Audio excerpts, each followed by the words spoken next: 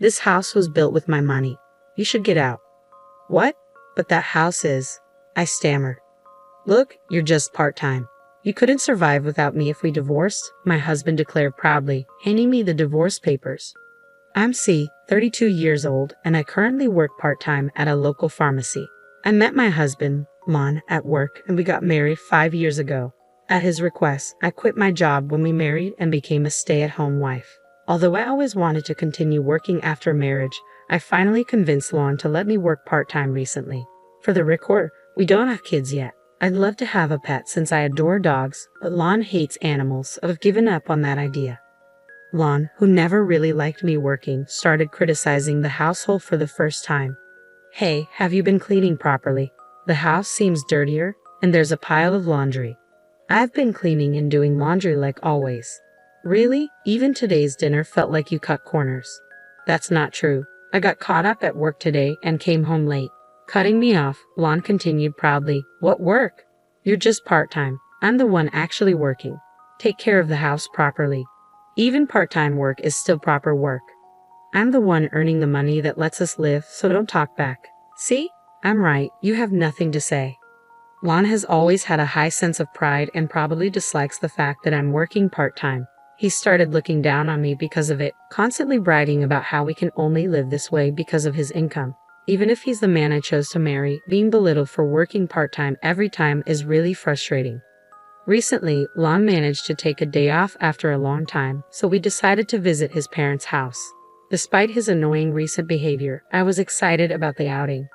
Little did I know it would turn into the worst homecoming ever. When we arrived at his parents' home, they warmly welcomed us. That night, after finishing dinner cleanup with my father-in-law, I went to the living room and found my father-in-law fresh from the shower. My husband had apparently gone to shower as well. The atmosphere with my father-in-law, who had been cheerful until now, felt heavier than before. Callie, I heard from Lon that you've started working part-time.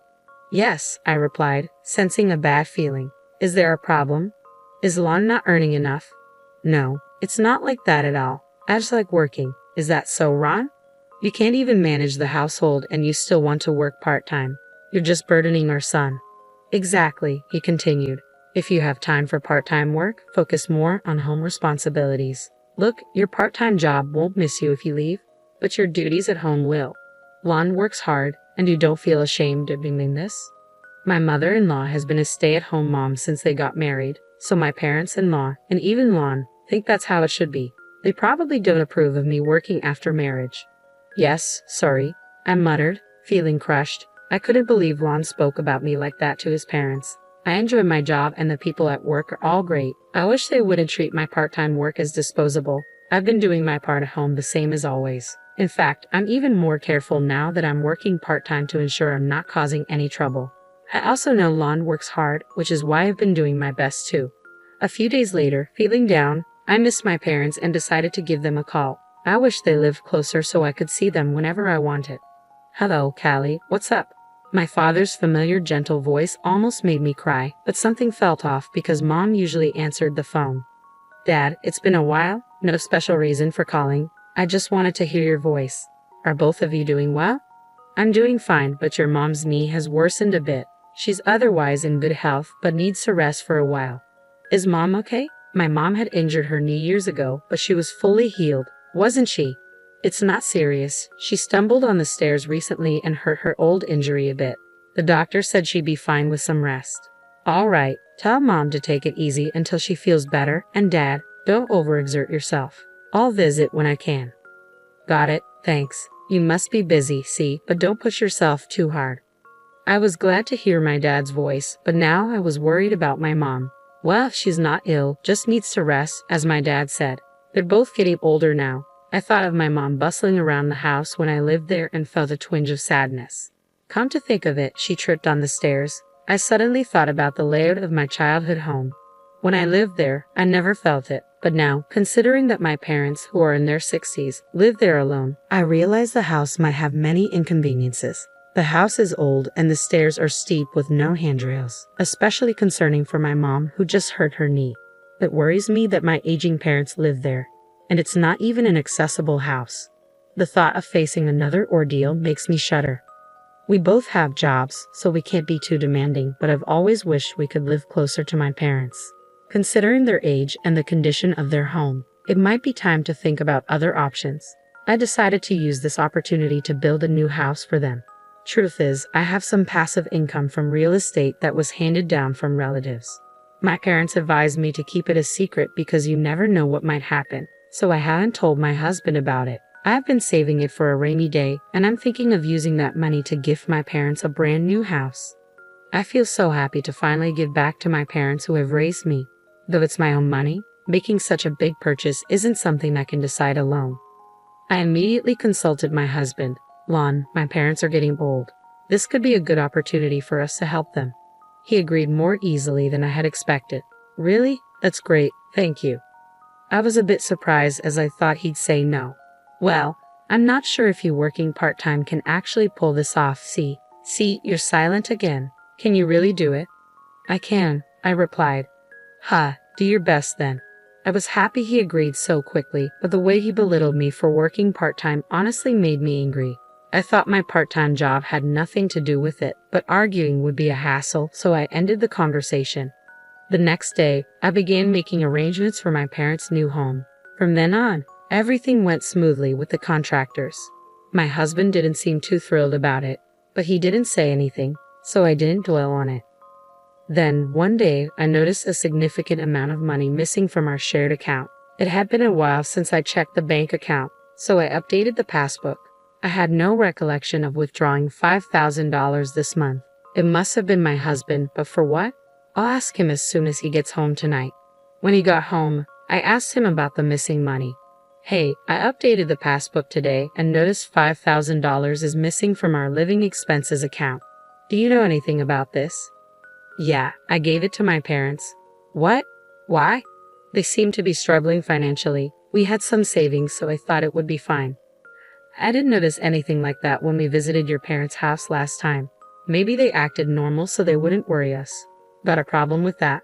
No, it's not like that. This is about household expenses. You could have at least consulted me. My words must have touched a nerve. My husband sharply retorted, It's my hard-earned money. I'll use it how I want. I don't need to consult you every time. You only work part-time and can't even handle things at home. You're getting a bit too high and mighty. Annoyed with my silence, my husband slammed the door and left the room. I always thought Lon left the house matters to me because he trusted me. I felt trusted, yet he didn't consult me this time either. If his parents were really struggling, I'd want to help too. I wouldn't oppose it. It's been 5 years since we got married, and it hurts to feel like there's zero trust. Things have been awkward since then, but life goes on as usual. We've had our share of fights in these 5 years. This time, too, things returned to normal before we knew it. I did wish he'd apologize, but I didn't want to ruin the mood, so I stayed quiet. In the meantime, our new house was completed. I heard that with newer homes, construction updates can be quick, and it turns out it's true. I was excited and immediately contacted my parents to finalize the moving day. Since I heard the construction would be fast, my parents had been getting things ready. My mom's knee is bad, and dad's not young, so they were handling the lighter tasks. For heavy furniture and appliances, we were going to hire movers. My husband and I planned to help on his day off. Finally, it felt real that I could gift my parents a new house. Little did I know what was about to happen. It was when I checked my husband's schedule for the move. What? Why are we going to your parents' house? We built this house for my parents. What are you talking about? I built this house for my parents. Don't act like you built it. You're just a part-timer. You don't have that kind of money. This house was built with my salary. He was serious. I'm sure I told him that I was building the house for my parents. Could it be that he agreed so easily because he thought it was for his parents? He doesn't know that I have passive income. At this rate, he won't believe that I built the house with my savings. I decided to tell him about my passive income. When I explained, he looked surprised for a moment, but then said, No way that's true. You probably just wanted a new house and made up that lie. He wouldn't believe me no matter what. He claimed that since the house was built with his salary, his parents had a right to live there. The conversation was over before it even began. Feeling like I had no choice, I thought I'd talk about it once more tomorrow. But the next day, my husband suddenly stormed in. This house was built with my money. You should get out. What? But that house is. I built that house with my savings specifically for my parents. Being told to move out all of a sudden really put me in a bind. Well, you're just working part-time, so you wouldn't make it without me if we got divorced. Divorce? Out of nowhere. I couldn't grasp what my husband was saying. Smirking, he handed me a pre-filled divorce application and left for work with a smug look on his face. My husband has been belittling me for so long. He probably never thought I'd actually go through with filing the divorce papers. He might think he's intimidating me, but I can make it without his income. Fed up, I filled out the divorce form and submitted it. I packed my bags and left the house, heading straight for my parents' home. They were surprised to see me, but once they heard the story, they welcomed me warmly. I moved back in with my parents and everything was set up sooner than expected. We started living together in the new house. I was a bit concerned that I hadn't heard anything from my husband, but since I had already filed for divorce, I decided not to worry about it. A little while after I moved in, an unknown moving company showed up. Upon checking, I found out that items were being moved in under my ex-husband's name. According to the movers, my husband and his parents would be arriving soon in their car. They were planning to move into the home where I live with my parents without even asking. We may have been married once, but we're divorced now, so he's a stranger. Moving in like that without asking is both unbelievable and frightening. The movers were also confused. After talking with my parents, we called the police. The police confirmed, since the house was in my name and we were already divorced, his entering the house could be considered unlawful entry. When my husband and his parents arrived, they were visibly shaken to see the police. His parents seemed clueless, but my husband finally seemed to understand the reality of the situation. "What is going on, Juan? Explain yourself," his parents demanded. He looked extremely rattled, getting grilled by both the police and his own parents. I'd never seen him so flustered. I didn't really want to have anything to do with him anymore, but I decided to submit evidence to the police. I don't know all the details, but from what I heard through mutual friends, he had a tough time. His parents had already canceled their housing arrangements, so they had nowhere to go.